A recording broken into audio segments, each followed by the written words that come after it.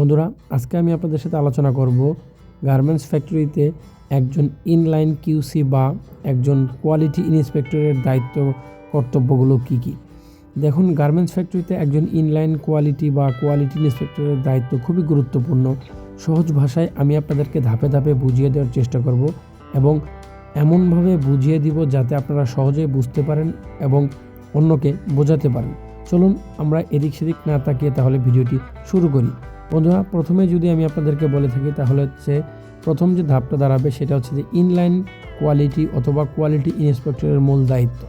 প্রথমে আসি, সেলাই চলাকালীন কোয়ালিটি চেক করা, লাইনে কাজ চলার সময় পোশাক চেক করা, মেশিনে বসে থাকা অপারেটরের কাজ পর্যবেক্ষণ করা, শুরুতেই ডিফেক্ট ধরা।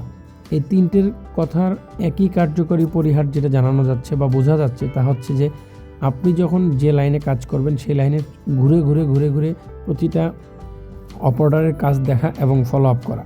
2, যে ধরনের ডিফেক্ট আপনাকে ধরতে হবে, ডিফেক্ট শনাক্ত করা, যেমন সেলাই স্কিপ, ভাঙ্গা সেলাই, টান পড়া, পাকারিং, মেজারমেন্ট ভুল, তেল দাগ, ময়লা, স্টিচিং ভুল, ব্রোকেন, রয়েস ইত্যাদি।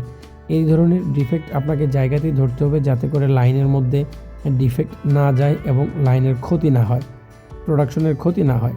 3, অপারেটরকে তাৎক্ষণিক ফিডব্যাক দেওয়া, ভুল হলে সাথে সাথে অপারেটরকে জানানো, কিভাবে ঠিক করতে হবে বুঝিয়ে দেওয়া, প্রয়োজনে সুপারভাইজারকে জানানো। 4, রিওয়ার্ক ও রিজেকশন কমানো, শুরুতে ভুল ধরার মাধ্যমে রিওয়ার্ক কমানো, বড় ক্ষতি হওয়ার আগেই সমস্যা বন্ধ করা।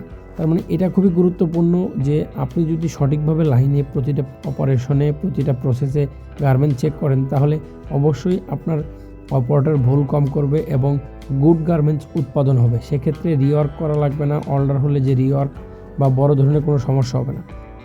4, স্যাম্পল ও স্পেক অনুসরণ নিশ্চিত করা,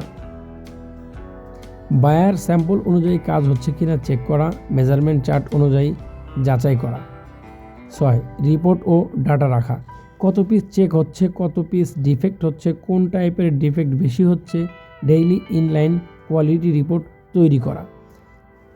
7, সুপারভাইজার ও কিউসি টিমের সাথে সমন্বয়, লাইনের সমস্যা দেওয়ার শেয়ার করা, কোয়ালিটি ইমপ্রুভ করার পরামর্শ দেওয়া।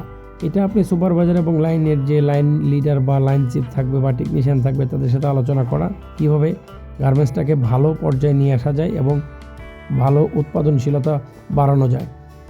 8, কোয়ালিটি স্ট্যান্ডার্ড মেনটেন করা, ফ্যাক্টরির কোয়ালিটি পলিসি মেনে চলা, বায়ারের রিকোয়ারমেন্ট নিশ্চিত করা, মানে বায়ার যেরকম চাচ্ছে অ্যাজ পার স্যাম্পল অনুযায়ী কাজ হচ্ছে কিনা তা ফলো আপ করা।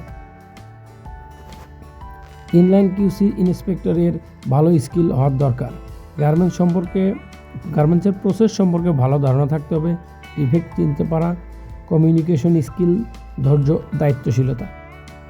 বন্ধুরা, এই ছিল আজকে গার্মেন্টসে ইনলাইন কোয়ালিটির কাজ এবং দায়িত্ব। আশা করি আপনারা খুবই সুন্দরভাবে বুঝতে পেরেছেন।